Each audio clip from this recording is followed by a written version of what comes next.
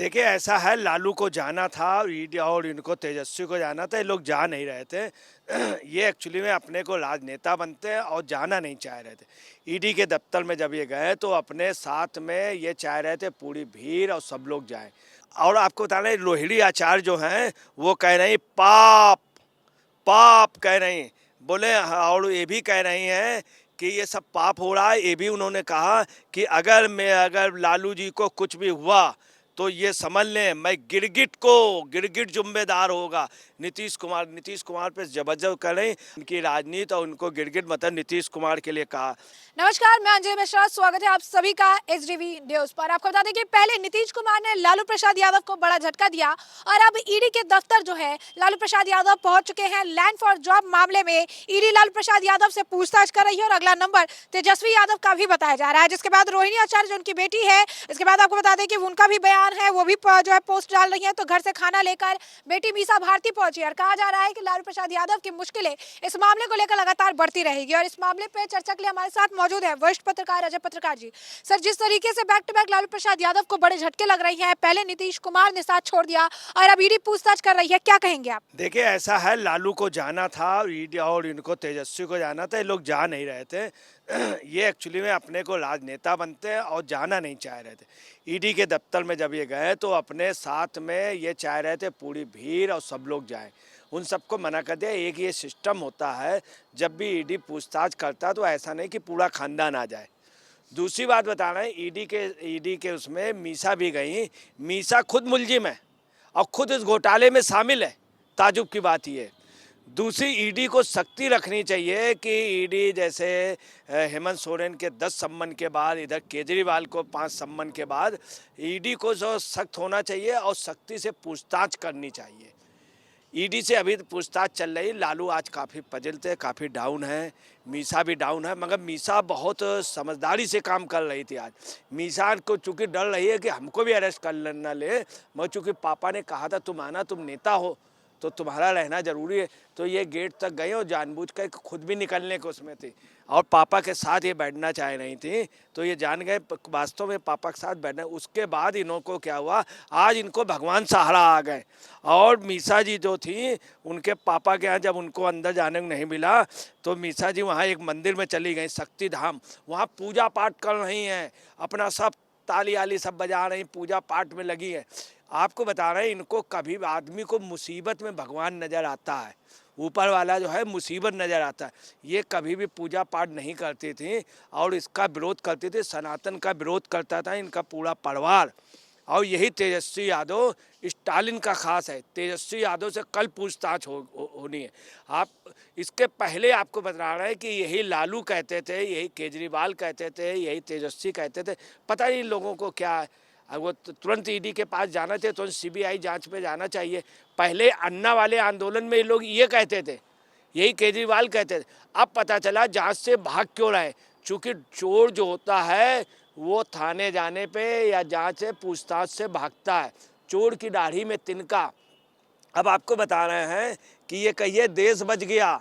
एक बार ये सीएम बने तो चारा खा गए खरबों रुपए का, अरबों रुपए का। फिर ये रेल मंत्री बने तो पता चला लोगों की ज़मीन खा गए। अच्छा रहा जो इनका लड़का सीएम नहीं बना। हम तो तेजस्वी को उसको कहेंगे, नीतीश कुमार बहुत समझदार निकला।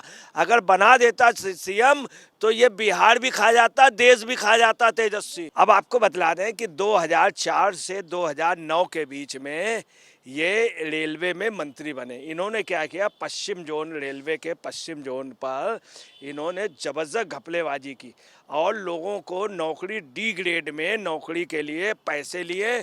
जिनके पास पैसा नहीं था उनकी ज़मीन लिखवा ली, नौकरी दी। नौकरी देने के बाद में पता चला किसी का परमानेंट नहीं हुआ और तमाम अन्य लोगों के अन्य प्रांतों में दिया। जो जांचें नहीं आई उस पर उन्होंने कह दिया कि ठीक है तुम्हारे लड़के को मैंने नौकरी लगा दी और नौकरी करने लगा। पता चला वो पुष्पक में पेंटी कार में था।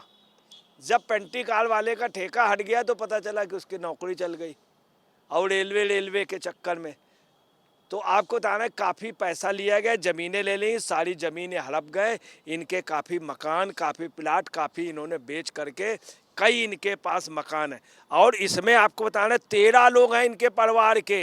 मीसा भी है, मीसा ईडी को तो अरेस्ट कर लेना चाहिए। और मीसा के अलावा राबड़ी देवी भी हैं, ये सब लोग हैं, तेजस्वी भी हैं, तेजस्वी से कल पूछताछ होगी। इस समय लुकआउट नोटिस करके होना ये चाहिए, तेजस्वी को तुरंत अरेस्ट कर लेना चाहिए, क्योंकि कल उनसे पूछताछ है, कहीं भाग ना जाए। देखिए हेमंत सोरेन भाग गया, हेमंत सोरेन भाग गया, केजरीवाल भी इतने बार में नहीं जा रहा। तो लुकआउट नोटिस सभी लोगों के खिलाफ हो जानी चाहिए तुरंत, ताकि ये विदेश ना भाग पाए। और आपको बताएं तेजस्वी भी कल जाएगा कि नहीं, इसके लिए पहले अरेस्ट कर लें। लालू से लगातार पूछताछ चल रही और लालू जो है बच नहीं सकते हैं, क्योंकि इनके पास काफ़ी पैसा है और इनका इंटर कनेक्शन है। इस समय क्या है, जितने भ्रष्टाचार में फंसे हैं सब आपस में एक हो गए। इन्होंने एक गठबंधन बना लिया है, एक गठबंधन। पहले ये भारत इंडिया का नाम यूज़ करने के उसमें थे, तो आप समझ लीजिए कि अधिकतर लोग इन सब का इंटर कनेक्शन है। इनसे पूछताछ हो रही, जल्द ये सलाखों में होंगे। इनकी उम्र का, इनके पद का ख्याल ईडी कर रहा है और आम जनता। इन्होंने राजद कार्यकर्ताओं को आज उसका है, राजद कार्यकर्ताओं से यह कहा सड़कों पे उतर पड़ना। कार्यकर्ता सड़क पे उतर नहीं रहा। जब ये मंदिर गए तो ये कहा गया कि इसके पहले कभी पूजा नहीं। शुभ राजद वाले कह रहे हैं कि अगर ये पहले पूजा कर लेती तो क्या कितना बढ़िया था, ये जाते नहीं। और अब कल नहीं, जब वो फंस गए। और आपको बता रहे रोहिणी आचार्य जो हैं वो कह रही पाप पाप कह रही बोले। और ये भी कह रही हैं कि ये सब पाप हो रहा है। ये भी उन्होंने कहा कि अगर लालू जी को कुछ भी हुआ तो ये समझ लें मैं गिरगिट जिम्मेदार होगा। नीतीश कुमार पे जबरदस्त कर रही।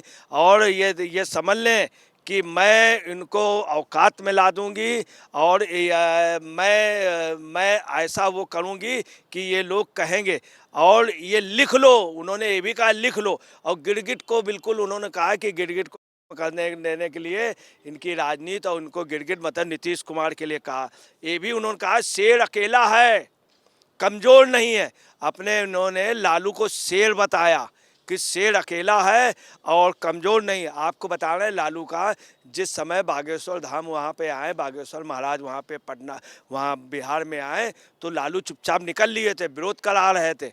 और मतलब कई जगह लालू चुपचाप निकल लिए, उनको ये शेर बताने। दूसरा इन्होंने कहा कि नीचता की हद पार न करें। इन्होंने ख़ास तौर से मांझी के लिए और नीतीश के लिए कहा नीचता, चूँकि मांझी दलित है और नीतीश बैकवर्ड उसमें है, तो इन्होंने उनको नीच कहा कि नीचता की हदें पार ना करें। और नीतीश पे बहुत तगड़ा आप समझ लें इन्होंने वो तंज किया। और ये कहा कि सहायक को अंदर नहीं जाने दिया। भाई कोई भी पूछताछ होती है तो कोई आदमी थोड़ी अंदर जाएगा, जिससे पूछताछ हो रही वही जाएगा। इन्होंने और भी आगे कुछ बोले हैं, इतने गंदे शब्द बोले। दूसरा इन्होंने कहा कि गीदड़ों से मैं बदला लूँगी।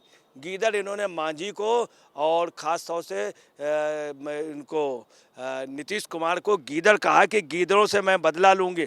दूसरी बात इन्होंने कहा गुदरी के लाल हैं लालू, गुदरी के लाल हैं। अभी कुछ दिन पहले इन्होंने कहा था ये कि ये कूड़ा है, नीतीश कुमार कूड़े में ही जाके गिरा। तो आज कल ये बहुत ज़्यादा रोहिणी बोल रही हैं।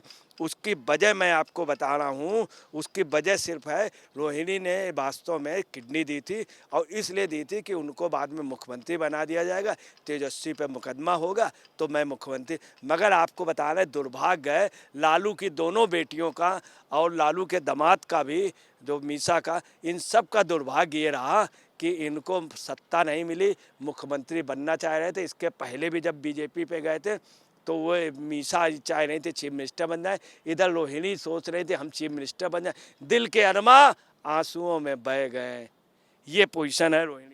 तो जैसा कि आपने अजय पत्रकार जी को सुना, उन्होंने साफ तौर पर जो है चीज़ें अपने तरफ से कही है, बताया है कि लालू के बाद अब तेजस्वी का भी नंबर है और तेजस्वी से भी इस मामले को लेकर पूछताछ होनी चाहिए। और अब नंबर जो है बैक टू बैक इनका आता जा रहा है और इस घोटाले में एक के बाद एक परतें भी खोलती नजर आ रही है। तो ऐसे में हमने आपको जो पूरा मामला है ये विस्तार से आपने सुना है, ये चर्चा आपने विस्तार से सुनी है। अब इस पर आपकी भी जो राय हो हमें कॉमेंट सेक्शन में कॉमेंट करके जरूर साझा करिएगा। धन्यवाद।